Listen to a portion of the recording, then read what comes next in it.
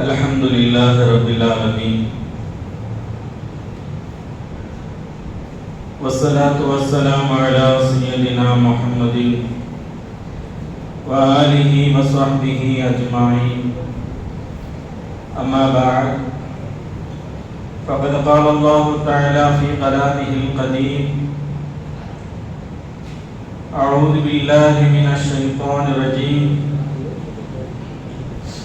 بسم الله الرحمن الرحيم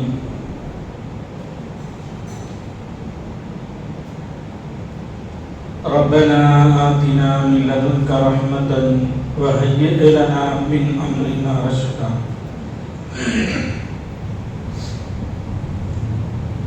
صدق الله العظيم.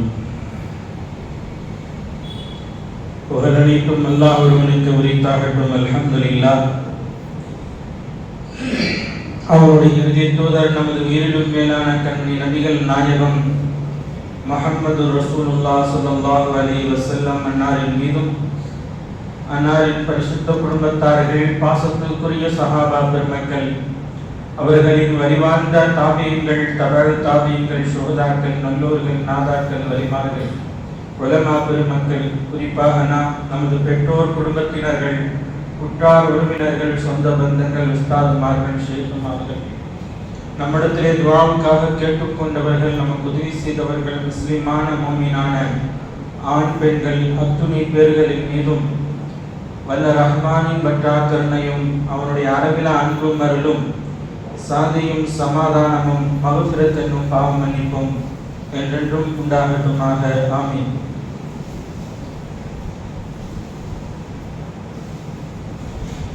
குடும்பம் காப்போம் விழிப்புணர்வு நிகழ்ச்சி சிறப்பாக நடைபெற்றுக் கொண்டிருக்கிறது. இந்த மஜ்லிஸில் பேசப்படுகிற விஷயங்களை நம்முடைய வாழ்க்கையாக ஆக்குவதற்கு வல்ல ரஹ்மானின் தௌஃபீக்கையும் அவனுடைய அருளையும் நாம் வேண்டுகிறோம். அல்லாஹ் கிருபை செய்வானாக. இது 2K கிட்ஸ் காலம். 80s 70s 90s காலத்துல குழந்தை வளர்ப்பு ரொம்ப ஈஸி. ஒவ்வொரு வீட்லயும் 10 குழந்தை இருக்கும், 15 குழந்தை இருக்கும். ஆனா இப்ப ஒத்த குழந்தை கேட்கிற சொன்ன பேச்சே கேட்க மாட்டேங்கிறான், படிக்கவே மாட்டேங்கிறான், ஹோம் ஒர்க் பண்ண மாட்டேங்கிறான், ஸ்கூலுக்கு அடிக்கடி மட்டும் போறான், காலேஜுக்கு போகவே மாட்டேங்கிறான். காசு கொட்டி கொட்டி பார்த்து பார்த்து ஒரு நல்ல ஸ்கூல்ல சேர்த்து விட்டுருக்கோம், நல்ல காலேஜ்ல சேர்த்து விட்டுருக்கிறோம், காசெல்லாம் வீணா போகுது. இவன் நல்ல பழக்கமே இல்லை, சேர்த்து விட்ட ஒரு மோசமான பையனா இருக்கிறான் அப்படின்னு பெற்றோர் சொல்ற ஒரு காலம் தானே இது.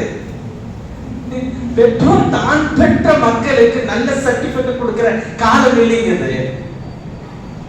அப்படித்தான் இருக்கு. இதுக்கெல்லாம் என்ன காரணம் அப்படிங்கறதை பார்ப்போம்.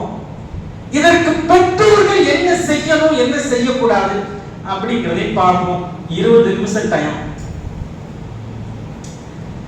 இன்னைக்கு குழந்தைகள் ஒன்று வீட்டிலே வளர்கிறார்கள், இரண்டாவது ஸ்கூலில் வளர்கிறார்கள், இல்லைன்னா காலேஜில் வளர்றாங்க. ரொம்ப சொற்ப நேரங்க மதரசால வளர்றாங்க மட்டும் சொல்லிடாதீங்க, அதை ஏற்றுக்கவே முடியாது. காலையில மாசம் வந்தாலும் சரி, சாயந்தரம் மாசம் வந்தாலும் சரி, அவன் எப்ப வருவான்னு தெரியும். மதரசா ஆரம்பிச்சுட்டுனா இன்னைக்குமே வந்திருக்க மாட்டான். இதே மாசம் ஆரம்பிச்சுட்டாங்கன்னா எந்திரிடா நம்ம காலையில இருப்போம், சாயந்தரம் சீக்கிரம் போனா ஸ்கூல் விட்டு வந்துட்டேன் போட மதரசா முடிச்சிட போகுது அப்படின்னு சொல்லி அவங்க அம்மா அவனை பரபரப்பா அடுப்பு பார்க்கும். இவன் செய்யறதெல்லாம் செஞ்சுட்டு கொஞ்சம் லேட்டா தான் வருவான். எப்படி பார்த்தாலும் மதரசா முடியிருக்குன்னு 1/2 மணி நேரம் இருக்கும். இவன் 1/2 மணி நேரத்துல என்னத்தை செய்ய போறான்? குர்ஆனை பார்த்து ஓதுவானா? அந்த குர்ஆனை தஜ்வீதோட கத்துக்கிட்டு அதை நல்லா ஓதற்கு ஒரு காரியாக அவன் ட்ரெயின் ஆவானா? அல்லது தீனை தெரிஞ்சுக்கிட்டு, இஸ்லாத்தை தெரிஞ்சுக்கிட்டு, சுன்னத்தான நடைமுறைகளை தெரிஞ்சுக்கிட்டு, துஆக்களை கத்துக்கிட்டு, ஹதீஸ்களை தெரிஞ்சுக்கிட்டு அதை பிராக்டிஸ் பண்ணுவானா? அதோட தன்னுடைய வாழ்க்கையை ஆக்குவதற்கு அவன் பயிற்சி செய்வானா? இப்படிலாம் ஒரு கொஸ்டின் மார்க் கேட்டேன்னு வைங்களேன். சரிங்க, உங்க பையன் மதரசாக்கு வர்றானே வைங்க, எத்தனை நாள் மதரசாக்கு வரோம்? மதரசாவே குழந்தைகள் வளர்வது கிடையாது. உண்மை. மதரசாக்கு போயிட்டா அஜர்த்து மாதிரியே ஆயிடும். எப்படி ஆகும்? அஜர்த்து மாதிரி சாதாரணமா இங்க வரல. 7 வருஷம் 9 வருஷம் 10 வருஷம் 12 வருஷம் மண்டியிட்டு ஜெயிலுடைய வாழ்க்கை அனுபவித்து தான் இன்னைக்கு வந்து முசல்லால நிற்கிறாங்க. உங்க குழந்தை 1/2 மணி நேரம் வச்சு அஜர்த்த மாதிரி வந்துருவான். எல்லாமே அஜர்த்து மாதிரி நடக்கும். நடக்காது. மிராக்கிள். என்னைக்குரிய பெருமக்களே, இன்னைக்கு இருக்கிற கால சூழல் நமக்கு நிறைய படிப்பினைகளை தேயிலை தந்துட்டே இருக்குது. பெத்தவங்களும் சும்மா இல்லைங்க, நல்லா வச்சு செய்யறாங்க பசங்களை. பிறந்த குழந்தைய பச்சை குழந்தையை கொண்டு போய் முன்னாடிலாம் குப்பை தொட்டியில போடுவாங்கன்னு கேள்விப்பட்டிருப்போம். அது அனாதை குழந்தைகள், எது தப்பா பிறந்த குழந்தை அப்படின்னு நம்ம வந்து பார்த்திருப்போம். அந்த 90s 80s 2K கிட்ஸுக்கு முன்னாடி. இப்ப எல்லாம் என்னன்னா 2K கிட்ஸ் உடைய காலம். அதுங்க என்ன பண்ணுதுன்னு பெத்துட்டு கொண்டு போய் கிணத்துல போடுது. அதை கட்டுற கணவன்மார் என்ன பண்ணுவாங்க, குழந்தை ஏற்கனவே இருக்கிற குழந்தைய கொண்டு போய் கொலை பண்ணி கொண்டு போய் குப்பையில போடுறான். இதெல்லாம் டெய்லி நாளேடுகளையும் நியூஸ்லயும் பார்க்கறது தானே. ஒரு கட்டத்திற்கு மேல குழந்தைகளை எந்த அளவுக்கு துன்புறுத்துகிறார்கள். இதெல்லாம் இங்க சொல்லணும் அவசியம் இல்லை. அன்றாட விஷயங்கள் என்ன விட உங்களுக்கு அதிகமா தெரியும். இன்னைக்கு சோசியல் மீடியா பண்ண நம்ம உள்ள கையிலே வந்துருச்சு இல்லையா? ஒவ்வொரு செகண்ட் யார் மூத்தா போறான், யார் உயிரோடு இருக்கா, இது உண்மையா பொய்யா எல்லாமே நமக்கு தெரியும். Up to date. என்ன அப் டு டேட் கூட இல்ல, அப்டேட். அப்போதைக்கு அப்போ நியூஸ்களை நம்ம தெரிந்து வச்சிருக்கிற கில்லாடிங்க அந்த அளவுக்கு இருக்கிறோம். ஆனா குழந்தைகளை பத்தி என்னங்க தெரியும்? நீங்க டியூட்டி கிட்ஸ் எத்தனை ப்ராப்ளம் இருக்கு தெரியுங்களா? நீங்க வாழ்ந்த காலங்களிலே ஈமானுக்கு பங்கம் இல்லை, உங்களுடைய நல்லொழுக்கத்திற்கு பங்கம் இல்லை, நீங்கள் செய்கிற இபாதத்துகளுக்கு பங்கம் இல்லை. இங்க எல்லாத்துக்குமே முடியாதுங்க. ஈமான பறி கொடுக்கணும், ஒழுக்கம் இல்லாமத்தான் வாழணும், ஒரு இபாதத்தை நிரப்பமா செய்ய முடியாது. அந்த மாதிரி கால சூழல்ல தான் இருக்கிறோம். ஏதோ 2K கிட்ஸுக்கு முன்னாடி பிறவங்க எல்லாம் தப்பிச்சாங்க. கண்ணியத்திற்குரியவர்களே, நிறைய குற்றச்சாட்டு இன்னைக்கு குழந்தைகளுக்கு அவங்களுக்கு இருக்கிற ப்ராப்ளத்தை வந்து நம்ம வந்து இப்போ பேசுறது இல்லை. அவங்க செய்கிற தப்பை சுட்டி காமிச்சு எந்த அளவுக்கு கொண்டு போய் நிறுத்திடணும்னு சொன்னா, டீச்சர்கிட்ட போய் அவங்க ஒரு மேமோ மிஸ்ஸோ அவங்க சாரோ யாரோ ஒருத்தர் உங்க குழந்தை சரியில்லைன்னு கூப்பிட்டு விட்டா அவங்க தப்பு சொல்ல கூப்பிடுவாங்க. அவங்க பையன் சரியில்லை, அவங்க புள்ள சரியில்லை, இப்படி நடந்துக்குது அப்படின்னு சொல்வதற்கு பதிலாக இவங்க போய் வட்டி வட்டியா சொல்லுவாங்க. அந்த குழந்தையை பற்றி, தான் பெற்றெடுத்த அந்த அன்பு குழந்தையை பற்றி வட்டி வட்டியா சொல்லுவாங்க. ஏங்க அந்த குழந்தை அப்படி நடக்குது? அது சொன்ன பேச்சை கேட்க மாட்டேங்குது. ஏங்க சொன்ன பேச்சு கேட்க மாட்டேங்குது? கேட்கிற மாதிரி உங்களுக்கு சொல்ல தெரியலைங்க. கேட்கிற மாதிரி உங்களுக்கு சொல்ல தெரியல. உங்களுக்கு எந்த நாலேஜ் இல்ல. இப்போ உங்களை குத்தம் சொன்னா உங்களுக்கு நோகுமா இல்லையா? ஏன் புள்ள சொன்ன பேச்சை கேட்காததுக்கு நான் காரணம் என்று நம்மை ஒருவர் சுட்டி காமிக்கிற பொழுது ரோசம் கொப்பளிக்கிறதா இல்லையா? கணித்துக்குரிய மக்களே, இது எல்லாத்துக்கும் என்ன காரணம் அப்படின்னு சொன்னா, பெத்தவங்கள்ட்ட இருக்க வேண்டிய விஷயம் பெத்தவங்கள்ட்ட இல்லை. அதனால பிள்ளைகள்ட்ட என்னெல்லாம் நம்ம எதிர்பார்க்கிறோமோ அதெல்லாம் இல்லாம போயிருச்சு. இதுதான் காரணம். அப்போ பெத்தவங்கள்ட்ட என்ன இருக்கணும், பிள்ளைகள்ட்ட நம்ம என்ன எதிர்பார்க்கிறோம், இந்த ரெண்டுமே நமக்கு நிரப்பமா கிடைக்கணும் அப்படின்னு சொன்னா, இப்போ நம்ம குர்ஆன், ஹதீஸ், ஆயத்து எல்லாத்தையும் கொண்டு வருவோம். எல்லாத்தையும் சொல்லலாம். இன்னமா அம்பாலுக்கும் அவுலாதுக்கும் ஃபித்னா. மக்களே, ஈமான் கொண்டவர்களே, உங்களுக்கு இருக்கிற செல்வம் இருக்கிறது, குழந்தை செல்வம் இருக்கிறது, எல்லாம் ஃபித்னா. அல்லாஹ் சொல்லிட்டான். ஃபித்னாங்க உங்களுடைய இந்த வாழ்க்கை போராட்டத்துல முக்கியமா பங்கு வகிக்கிறது உங்களுடைய செல்வமும் உங்களுடைய குழந்தைகள் தான் அல்லாஹ் சொல்லிட்டான். ஆனா இதுக்கு ஒரு நன்மை அல்லாஹ் வச்சிருக்கேன். இன்னும் இந்த அஜ்ருன் அதீம், மகத்தான கூலி இருக்குது. இது சரியா ஹேண்டில் பண்ணா, சரியா பராமரிச்சா, சரியா கொண்டு போனா அதற்கு மகத்தான கூலி. ஒரு தாய் இருக்கிறார், ஒரு தாய் ஒரு குழந்தையை பிரசவித்து விட்டால், ஒரு பேர்காலம் பார்த்துச்சுன்னு வைங்களேன், சொருக்கம் அதுக்கு நசீபா இருக்கு. இந்த பாக்கியம் குழந்தை பெத்துக்கிறனாலே கிடைக்குது. அந்த குழந்தையை வளர்க்கிற பொழுது நல்லா வளர்த்துட்டோம்னா அல்லாஹ் தஆலா சொர்க்கத்தை அது வாஜிபாக்கிடுவான். சுருக்கம் நசீபாகிற பாக்கியம் குழந்தை பிறப்பின் மூலமாக ஏற்படுகிறது. ஒரு குழந்தை பிறக்கிறனாலேயே அந்த தாய்க்கு அந்த தாயினுடைய காலடியில் சொர்க்கம் இருப்பதாக ரசூல் ஸல்லல்லாஹு அலைஹி சொல்றாங்க. அது ஜன்னத்து தஹ்த அக்தாமில் உம்மஹா. அந்த குழந்தைக்கு சொர்க்கமே தாயின் காலடி தான். அப்படின்னா என்னங்க? தாய்க்கு அடிபணிந்து இருக்கணும், தாய் சொல்றதை கேட்கணும் அப்படின்னு அர்த்தம். தாய்க்கு கட்டுப்படணும். எந்த அளவுக்கு உச்சமா சரீரத்தில் நமக்கு சொல்லுதுன்னா, ஒரு அழகான பெண்ணு அதை இவன் கல்யாணம் பண்ணிக்கிறான், நல்ல அகலாக்கான நட்புடமுடைய பெண்ணு கல்யாணம் பண்ணிக்கிறான் ஒருத்தன். அவங்க அம்மா சொல்லுது, இந்த பொண்ணு எனக்கு பிடிக்கல, தலாக்கு விட்டுருன்னு சொன்னா சரீரத்தில் மன்றத்தில் நின்றால் தாயினுடைய சொல் இங்கே கவனிக்கப்படும். உனக்கு விருப்பம் இருக்கா இல்லையான்னு கேட்க மாட்டேன். தாயினுடைய சொல் கவனிக்கப்படும். தாயின் காலடி தான் சொர்க்கம். எங்க பொண்ணு அழகா இருக்கு, நல்ல குணமா இருக்கு, நல்ல பிள்ளைங்க, எப்படிங்க தலாக்கு வர்றது? அம்மா சொன்னாங்க, அம்மா சொல்லிட்டா தலாக்கு விட்டுறதுங்க. அந்த ஆர்டரை ஒபே பண்ணும். அந்த அளவுக்கு சரியத்தில் இந்த தாய்மார்களுக்கு அல்லாஹ் அந்தஸ்தை தந்திருக்கிறானே. அல்லாஹ்வுடைய திருப்தி வேணுமா? உன் தந்தையினுடைய திருப்தி இருந்தால் மட்டுமே அல்லாஹ்வோட திருப்தி கிடைக்கும். நீ பெரிய நோபாலியா இருக்கலாம், நீ தொழுகையாக இருக்கலாம், இபாதத்சாலியா இருக்கலாம், நல்லவனா இருக்கலாம், ஊருக்குள்ள சுத்தி சுத்தி சேவை செய்யறவனா இருக்கலாம், ஹஜ்ஜுக்கு பல தடவை போறவனா இருக்கலாம். தந்தைய மதிக்காதவன், தந்தையினுடைய பொருத்தத்தை அன்பை பெறாதவனுக்கு அல்லாஹ்ட்ட ஒண்ணுமே கிடையாது, அல்லாஹ்வுடைய பொருத்தம் கிடைக்காது. இந்த அந்தஸ்து அந்த குழந்தையினால தான் அந்த பெற்றோர்களுக்கு கிடைக்கிறது. அப்படிப்பட்ட பெரும் பாக்கியம் நாம் பெறுகிற பாக்கியங்களில் நல்ல பெரும் பாக்கியம் என்பது குழந்தை செல்வம் தான். குழந்தை செல்வம் இல்லைன்னா அந்த வாழ்க்கை என்ன வாழ்க்கை? நரகமா போயிருங்க, நரகத்துடைய வாழ்க்கை. ஆனா அந்த குழந்தை கிடைச்சிட்ட பின்னாடி அந்த குழந்தைய வளர்த்தறதுக்கு நம்ம என்ன படிப்பு படிச்சங்க, என்ன படிப்பு படிச்சிருக்கீங்க? ஒரு சமையல் கத்துக்கிறதுக்கு கூட ஒரு படிப்பு யார் தேவை போய் ட்ரைனிங் எடுத்துக்கிறோம். இந்த குழந்தை வந்து குழந்தைய வளர்த்தறதுக்கு குருடி கூட 6 மாசம் குழந்தைய வளர்த்திடுவான். அதுக்கு பின்னாடிதான் குழந்தையோட சேட்டை ஆரம்பிக்கும், அதனுடைய குழந்தைகள்லாம் வெளிப்படுத்தும். இப்ப இந்த அம்மாக்கு இந்த அத்தாவுக்கு அதை செல்லம் கொஞ்சது மட்டும்தான். எங்க அத்தா மொத்தல வெட்டி உதைக்கும். அத்தா சொல்லு, அம்மா சொல்லு, அந்த குழந்தைய பேச வைக்கிறதுல தான், அந்த குழந்தையோடு விளையாடுவதில் தான், அந்த குழந்தைய கொஞ்சறதுல தான் ஆர்வமா இருக்கும். இந்த குழந்தைய எப்படி வளர்த்தணும் சொன்னாங்களே, குழந்தை வரப்புல என்ன நல்ல பேர் வைக்கணுங்க.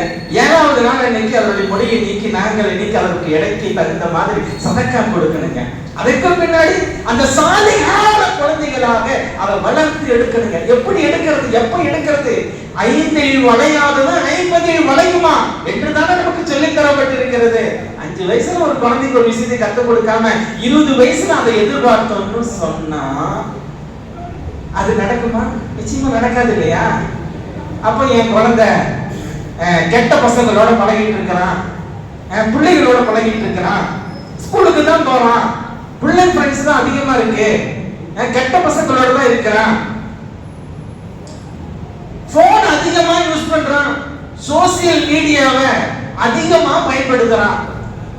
பையன் போதை பொருள் வாயில போறது, மூக்குல போறது, சுத்தி சுத்தி போறது, தண்ணியில குடிக்கிறது, எல்லா போதை பொருளும் ஒவ்வொருத்தருக்கும் ஒரு மாதிரி அடிமையாக இருக்கிறான். எப்படியும் அதை கத்துக்கிட்டான். எங்களுக்கு ரொம்ப கஷ்டமா இருக்கு. பெற்றோர்கள் மனநிலை எப்படி தெரியுமா? இந்த காலத்துல ஒண்ணு கவலையா இருக்கும், இல்லைன்னா வேதனையா இருக்கும். குழந்தைகளை நினைச்சு ஒரு கவலை, இந்த குழந்தைங்க நல்லா வந்திருக்குமே, சாலிகனா ஆயிருக்குமே, இந்த காலம் ரொம்ப மோசமா இருக்குது அப்படின்னு ஒரு கவலை. இன்னொரு பக்கம் வேதனை, என் குழந்தை இப்படி ஆயிட்டானே, இவனுக்கு நல்ல சுபாவம் இல்லையே, சொன்ன வச்சு கேட்க மாட்டேங்கிறானே, பெரியவனை மதிக்க மாட்டேங்கிறானே, பெத்தவங்களை மதிக்க மாட்டேங்க, பெத்தவங்க மேலேயே அன்பு இல்லையே, குடும்பத்தார்கள் மீது உற்றார் உறவினர்கள் மீது ஒரு பாச நேசம் எதுவும் இல்லையே, தாண்டோட்டித்தனமா நினைச்சதை செய்யறான், நினைச்சபடி இருக்கிறான், வேணுங்கிறத செய்யறான், வேணுங்கிறபடி இருக்கிறான். எது தேவை எது தேவையில்லை, எது அவசியம் எது அவசியம் இல்லை, எதுவும் இல்லை, தாண்டோட்டித்தனமா இருக்கானே, அப்படி எல்லாம் வேதனைப்படுகிற பெற்றோர்களுடைய நிலை. கணித்திற்குரியவர்களே, ஒரு 2 நிமிஷம் பிரேக் விட்டுருமா? எனக்கு டிஸ்டர்ப் ஆகுது, பேச முடியல.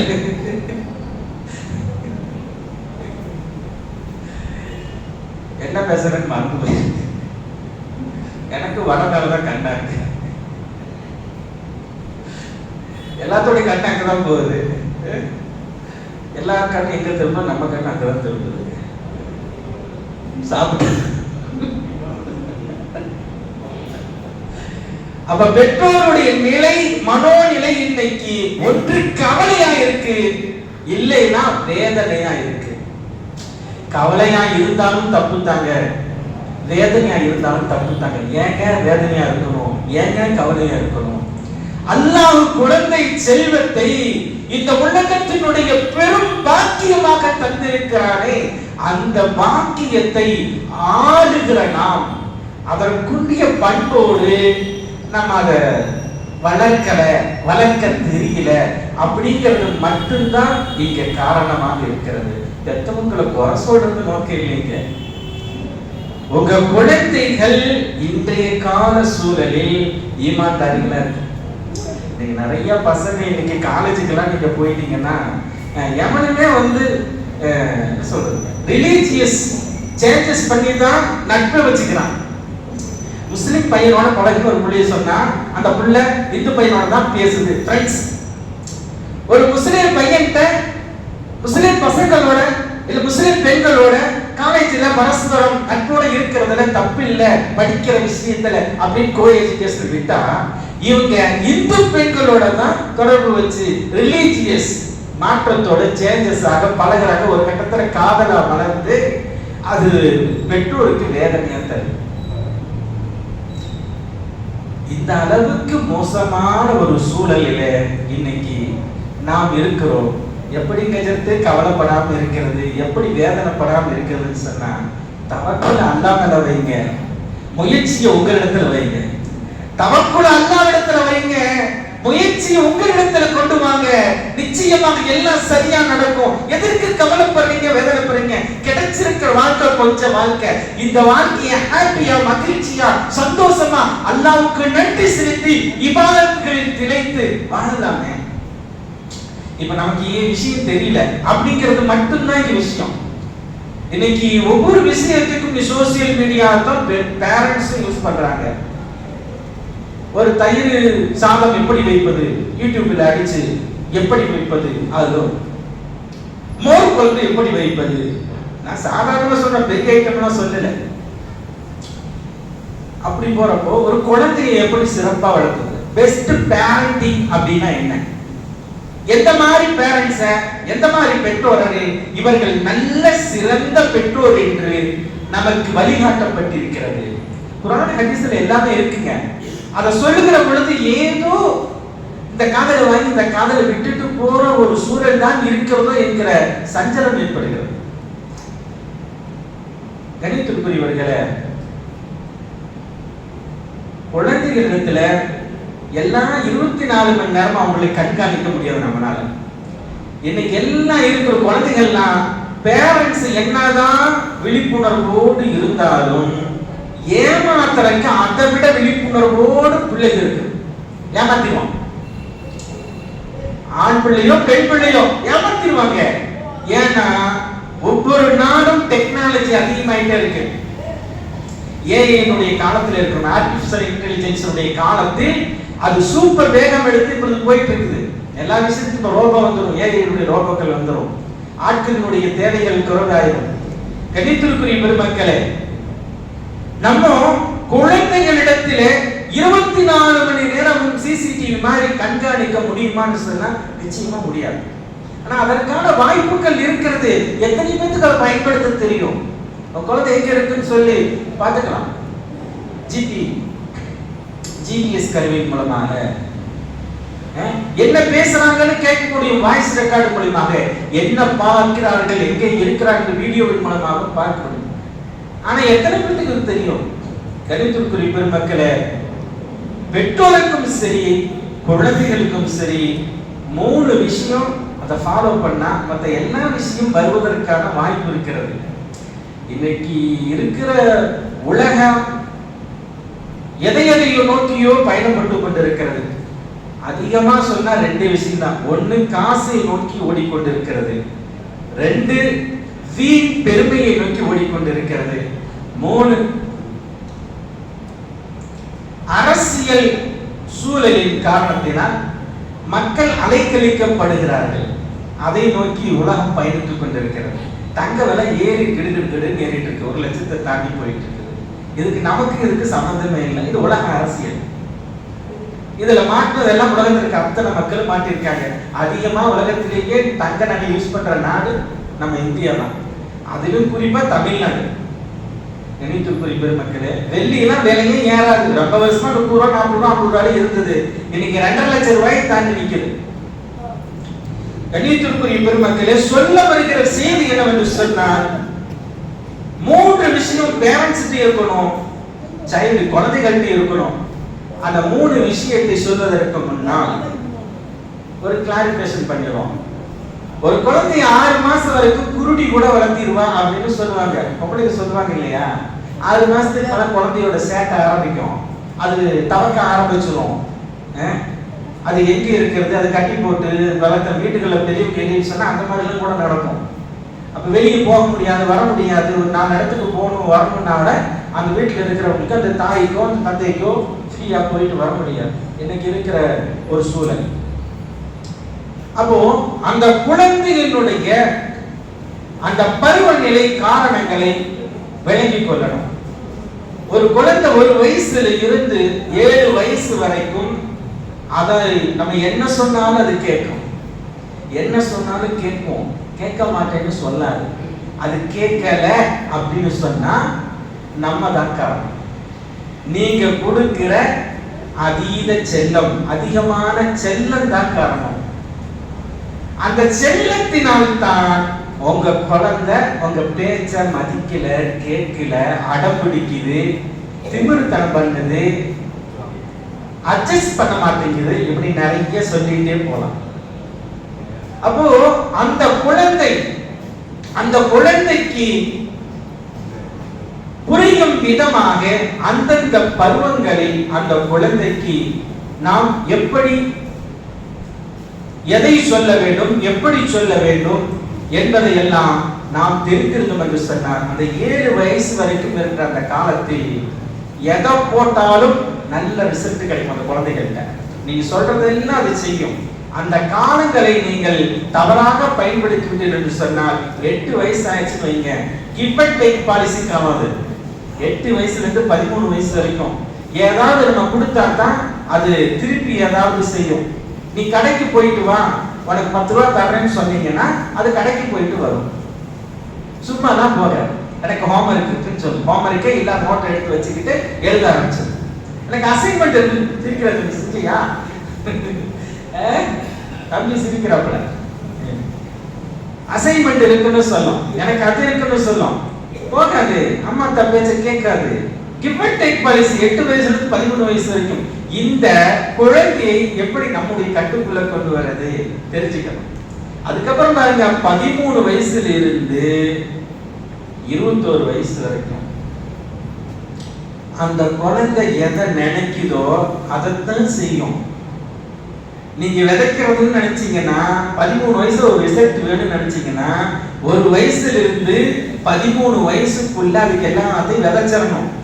அதோட ரிசல்ட்டை 13 வயசுல நீங்க அறுவடை செஞ்சுக்கலாம். அது டீனேஜை அனுபவிக்க ஆணோ பொண்ணோ டீனேஜை வரும் பொழுது அவர்கள் நம்முடைய கட்டுப்பாட்டில் இருப்பார்கள். நம்ம சொல்றதை கேட்பாங்க. நம்மளை பார்த்து ஒரு பயம் கலந்த மரியாதை இருக்கும். போமா பார்த்தா தான் சொல்லும். இன்னைக்கு நிறைய வீடுகள்ல நிறுத்திடுவாங்க.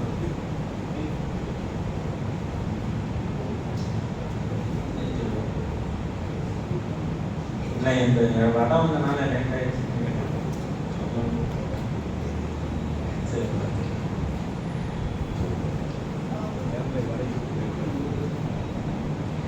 நிறைய வீடுகளில் பெண்களுடைய பாடு பெரும்பாடா இருக்குங்க. குழந்தைகளை வீட்டில் இருக்கும் போது அந்த அம்மா கத்திக்கிட்டே கிடக்கும், சும்மா கத்திக்கிட்டே கிடக்கும், திட்டிகிட்டே கிடக்கும், அட்வைஸ் பண்ணிட்டே இருக்கும், கோவப்பட்டுட்டே இருக்கும். நிறைய வீடுகளில் இருந்தாங்க நிலைமை. அஜர்த்தி என் பையன் சொல்ல வச்சு கேட்க மாட்டேங்கிறான், என்ன கத்த வச்சுட்டே இருக்கிறான், இவனாலதான் எனக்கு உடம்பு சரியில்லாம போயிருச்சு, இவனாலதான் எனக்கு உடம்பு சரியில்லாம போயிருச்சு. சொல்றத எனக்கு அதிகமா கேட்க முடியும். இதுக்கெல்லாம் என்ன காரணம் கேட்டா, நம்ம கொடுத்த செல்லம், அதிகமான செல்லம். செல்லம் கொடுக்க கூடாது இல்ல, நம்ம காட்டுற அன்பும் பாசமும் செல்லமும் குழந்தைகள் மீது கொடுக்கணும். அப்பதானே ரப்பிர் ஹம்குமா கமா ரப்பயானி ஸகீரா அந்த துஆ வாங்க முடியும். யா அல்லாஹ், என் அத்தா அம்மாக்கு நான் குழந்தையா இருந்தப்போ என் மேல எப்படியெல்லாம் பாசம் காட்டினாங்க, அன்பு காட்டினாங்க, செல்லம் கொஞ்சினாங்க, அது மாதிரி நீ அவங்க இடத்துல நடந்துக்கோ, இன்னைக்கு அவங்க மேல அன்பு காட்டு, அவங்களுக்கு பாவ மன்னிப்பு கொடுத்துரு அப்படின்னு இந்த குழந்தை துவா செய்கிற பொழுது அதற்கு தகுதியானவர்களாம். செல்லம் கொடுக்கணுங்க, செல்லம் கொடுக்க கூடாது, அன்பு கொடுக்கணும், பாசம் கொடுக்கணும், அக்கறையாக இருக்கணும், எல்லாம் செய்யணும். ஆனா அதுல ஒரு வரம்பு இருக்கிறது, ஒரு எல்லை இருக்கிறது. நம்ம பிறந்த குழந்தைக்கு முன்னாடி போய் போனை காமிக்கணும். பிறந்த குழந்தைக்கு முன்னாடி போய் போனை காமிக்கணும், போட்டோ எடுக்கிறாங்க. எதுக்கு அனுமதிக்கிறீங்க? அந்த குழந்தை பிறந்த உடனே எதில முழிக்குது, யாருக்கு முன்னாடி முழிக்குதோ இல்லையோ, இந்த கேமரா முன்னாடி போன் முன்னாடி முழிக்குது, யாரோ ஒரு சொந்தக்காரங்க இருப்பாங்க, உடனே போட்டோ எடுத்து நாங்க வாட்ஸ்அப்ல அனுப்பிச்சுட்டோம், இந்த குழந்தை பிறகு தான் குழந்தை பெண் குழந்தை. ஏங்க இது எங்கிட்டு சரியத்துல இருக்கு? இதை போய் அஜென்ட் கேட்டீங்களா நீங்க என்னைக்காவது? அஜென்ட் பிறந்தவுடன் அந்த குழந்தையை போட்டோ எடுக்கலாமா? போட்டோவே எடுக்க கூடாது, அப்புறம் என்ன எடுக்கிறீங்க? பாக்கிறவங்க நேரில் வந்து பார்த்துட்டு போட்டோமே, அவங்க போட்டோவை பார்த்துட்டு இது அத்தாமா இருக்கு, அம்மாமா இருக்கு, பாட்டிமா இருக்குன்னு அவங்க ஒரு கமெண்ட். கண்ணியத்திற்குரியவர்களே, இப்ப நம்ம செய்யறதெல்லாம் செஞ்சு போட்டு அந்த குழந்தை பால் குடிக்க மாட்டேங்குதோ, அல்லது சாப்பிட மாட்டேங்குதோ, அல்லது வந்து தூக்க மாட்டேங்குதோ, இந்த போன் அதுதான் இருந்தீங்கன்னா சரி. இது யாருக்கு பழக்கினது? குழந்தைக்கு போனை கொடுத்து பழக்கினது. அந்த குழந்தை கேட்டுச்சா? அந்த குழந்தைக்கு போனுன்னா என்னன்னு தெரியுமா? எங்க தானே கண்ணில் காமிச்சீங்க? என் பையன் போனை வீட்டு ஸ்கூல் விட்டு வந்தா போனே கத்தின்னு கிடக்கிறான், கேமே விளையாண்டு இருக்கான், எப்ப மாதிரி ஷார்ட்ஸ் பார்த்துட்டு இருக்கான், ரீல்ஸ் பார்த்துட்டு இருக்கான். இந்த மாதிரி குழந்தைக்கு என்ன அபாயம் ஏற்படுத்துறீங்களா? படிக்கிறது எதுவும் மனசுல நிக்காது, மைண்ட்லயே நிக்காது. எக்ஸாம் ஹால்ல போய் உட்காந்துட்டு கொஸ்டின் பேப்பரை வாங்கிட்டு ஆன்சர் தெரியாம முடிச்சிட்டு இருப்பான். என்ன காரணம் கேட்டீங்கன்னா போன் பார்க்கறது தான் காரணம். அப்புறம் பாத்தீங்கன்னா 7-8 வயசுலயே பெருக்கி சோடா புட்டி கண்ணாடி போட்டுருவான். கணிதத்துக்கு செய்யறதெல்லாம் பெத்தவங்க செஞ்சுட்டு குழந்தைகளை குறை சொல்றது என்ன நியாயம் இருக்குன்னு தெரியல. அப்ப வளர்ப்பு முறையை சரியாக கையாளல அப்படிங்கிறது ரிசல்ட் தான் நமக்கு டீனேஜ்ல ரொம்ப மோசமான ரிசல்ட்டை தருது. நல்லா தான் இருந்தான், திடீர்னு சொல்ல வச்சு கேட்க மாட்டேங்கிறான், எதிர்த்து அத்தாவை எதிர்த்து பேசுறான், அதுல அத்தாவை எதிர்த்து பேசுறான். இப்படி எல்லாம் இல்ல முன்னாடி, திடீர்னு ஆக மாட்டான். கணிதத்திற்குரியவர்களே, ஒரு குழந்தைகிட்ட ஒரு குணம் வெளிப்படுதுன்னு சொன்னா அந்த குணத்திற்கான, அது நல்ல குணமா இருந்தாலும் சரி, கெட்ட குணமா இருந்தாலும் சரி, ரெஸ்பான்சிபிலிட்டி, அக்கௌண்டபிலிட்டி அப்படின்னு சொல்ற பொறுப்புடைமை பெற்றோர்களை சாரும், அந்த குழந்தையை சாராது. குழந்தை எப்படிங்க எல்லாத்தையும் தானா செய்யும்? எல்லாம் நீங்க தான், உங்க சப்போர்ட் தான் காரணம். உங்க சப்போர்ட் இல்லாம எதுவும் நடக்காது குழந்தைகிட்ட. அப்போ நல்லதுன்னா சொன்னா இது என் பையன், என் புள்ள அப்படின்னு நம்ம சொல்லுகிறேன்னா, ஒரு கெட்டது செய்கிற பொழுது நீங்க பிள்ளையே இல்ல, என் பையனே இல்ல அப்படின்னு சொல்லி அந்த குழந்தைகளை உதாசீனப்படுத்துகிறோமே, அதுக்கு காரணம் ரெஸ்பான்சிபிலிட்டி நீங்க தான், பெற்றோர் தான், அக்கௌண்டபிலிட்டி நீங்க தான், பொறுப்புடையாளர்கள். கணிதத்திற்குரியவர்களே, குழந்தைகிட்ட நல்ல ரிசல்ட் வேணும்னு நினைக்கிறேன்னா அவர்களிடத்துக்கு சரி நம்ம இடத்துல 3 விஷயம் இருக்கணும். அதை நம்ம 3 எசன்ஸ் சொல்லுவோம். ஒன்னு செல்ஃப் டிசிப்ளின். 24 மணி நேரம் குழந்தையை நம்ம கண்காணிக்க முடியாது, அவங்களாவே ஒழுக்கம் உள்ளவர்களா இருக்கணும். செல்ஃப் டிசிப்ளின், சுய ஒழுக்கம் உங்களுக்கு எப்பவும் 24 மணி நேரம் இருக்கும். சுய ஒழுக்கம் இல்லைன்னு வைங்களேன், அங்க என்ன பிரச்சனை அப்படின்னு சொன்னா அந்த குழந்தைகிட்ட செல்ஃப் கண்ட்ரோல் இல்லைன்னு அர்த்தம். ஆசைகளை கட்டுப்படுத்த தெரியல, எதை வேணாலும் செய்யலாம், எப்படி வேணாலும் செய்யலாம், எப்படி வேணாலும் இருக்கலாம் அப்படிங்கிற மாதிரி ஒரு லிமிடேஷன் இல்லாம எல்லாத்தையும் ஆசைப்படுறது, எல்லாத்துக்கும் போட்டி போடுறது, எல்லாத்தையும் அனுபவிக்கணும்னு நினைக்கிறது. இந்த செல்ஃப் கண்ட்ரோல் இல்லாதனாலதான் செல்ஃப் டிசிப்ளின் இல்ல. இந்த செல்ஃப் கண்ட்ரோல் இல்லாதனால செல்ஃப் டிசிப்ளின் இல்ல, இந்த ரெண்டுமே இல்லாதனால செல்ஃப் ரெஸ்பெக்ட் இல்ல. தன்னைத்தானே மதிக்கிறது, தன்னைத்தானே ஒருத்தன் மதிக்கல, தன்னைத்தானே ஒருத்தன் தன்னை நேசிக்கல அப்படின்னு சொன்னா மத்தவங்களை எப்படிங்க மதிப்பான், மத்தவங்களை எப்படி நேசிப்பான்? பெரியவங்களை மதிக்கல, பெத்தவங்களை மதிக்கல, உற்றவர்கள் மதிக்கல, வீட்டுக்கு வந்தவங்களை மதிக்கல, சொந்தக்காரங்களை மதிக்கல, யார்ட்டையும் அன்பா இருக்கிறது இல்ல, பாசமா இருக்கிறது இல்ல, ஒரே தங்கச்சி தான், சண்டை போட்டுட்டே இருக்கிறான். செல்ஃப் ரெஸ்பெக்ட் இல்ல. இந்த மூணு உங்கள்ட்ட இருக்குதா பாருங்க, அது கேள்விக்குறிதான். உங்களுடைய நீங்க தான் ரோல் மாடல். ஒரு குழந்தைக்கு முதல் ரோல் மாடலே பெற்றோர் தான். எங்க பார்த்து வளருது அப்படின்னு சொன்னா பெற்றவங்களை பார்த்து தான் வளருது. அந்த இந்த மூணும் பெற்றோர் இடத்துல இருந்தால் குழந்தைகளிடத்திலே தானாகவே ஒட்டிக்கொள்ளும். கண்ணியத்திற்குரியவர்களே, இந்த மூணும் நம்மள்கிட்ட இல்லாத பொழுது அவர்களுக்கு எதிர்பார்ப்பது அரிதான விஷயம். நான் சொன்ன மதரசாக போயிட்டாவே எல்லாமே தெரிஞ்சுக்குவாங்க அப்படிங்கிறது அது ஏற்றுக்க முடியாத விஷயம். குர்ஆன் வேணா ஓதி முடிச்சிடலாம். தீனை தெரிஞ்சுக்கிறது, சுன்னத்தான நடைமுறைகளை தெரிஞ்சுக்கிறது, அது ஃபாலோ அப் பண்றது, இஸ்லாத்தை முழுமையா வரலாறுகளை தெரிந்து அதன்படி நம்மளும் வாழணும் அப்படின்னு நினைக்கிறது, இதுவெல்லாம் எங்கிருந்து வரணும்னு கேட்டா ஒரு தாய்மடியில் இருந்து தான் வர முடியும், ஒரு தந்தையுடைய வளர்ப்பு இருந்து தான் வர முடியும். நீங்க தாங்க தொழுறான கண்காணிக்கணும். அஜத் வந்தா பாப்பாரு 5 நேரம் தொழுகிறானு, அவன் வீட்டுல கொஞ்ச நேரமா குர்ஆன் எடுத்து வச்சு ஓதணும், மர்சா பார்த்த கொஞ்சமா அவன் பார்க்கணும். இதெல்லாம் யார் கண்காணிப்பா? நீங்க தான் கண்காணிக்கணும். மதரசாக்கு சரியான நேரத்துல அனுப்பணும். ஒவ்வொரு நாள் லீவ் படாம அனுப்பணும். என்னங்க சேர்த்து பண்றது? அரை பரீட்சைக்கு 10 நாள் லீவ் கொடுக்குறான், முழு பரீட்சைக்கு 15 நாள் லீவ் கொடுக்குறான், 1 மாசம் லீவ் கொடுக்குறான். அப்பதானே அம்மா வீட்டுக்கு போக முடியும், அங்க போக முடியும், இங்க போக முடியும், டூர் போக முடியும். அந்த நேரத்தில் மதரசா வச்சு நாங்க என்ன பண்றது? இது நியாயமான கேள்விதான். நீங்க ஒவ்வொரு பள்ளிவாசல் மதரசாவுக்கு நிர்வாகத்துல பேசணும். எங்களுக்கு வாரத்துல லீவே வேணும்னு சொல்லுங்க, வார லீவையும் எடுத்துக்கிறீங்க, இந்த மாதிரி விடுமுறை நாட்கள் லீவையும் எடுத்துக்கிறீங்க.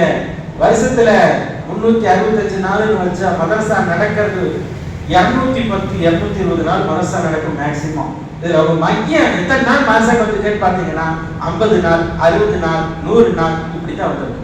ஏதாவது ஒரு குழந்தை தப்பி தவறி பரிசு வாங்குற குழந்தை, எல்லாத்துலயும் ஃபர்ஸ்டா இருக்கிற குழந்தை 190 நாள், அது மேஜிக். மக்களே, மாற்றம் என்பது நம்மிடத்திலிருந்து துவங்க வேண்டும். அப்படி துவங்கிவிட்டால் நம்மை சார்ந்து இருக்கிற குடும்ப உறவாக இருக்கிற முக்கிய உறவாக இருக்கிற நம்முடைய குழந்தைகளிடத்தில் மாற்றம் ஏற்படும்.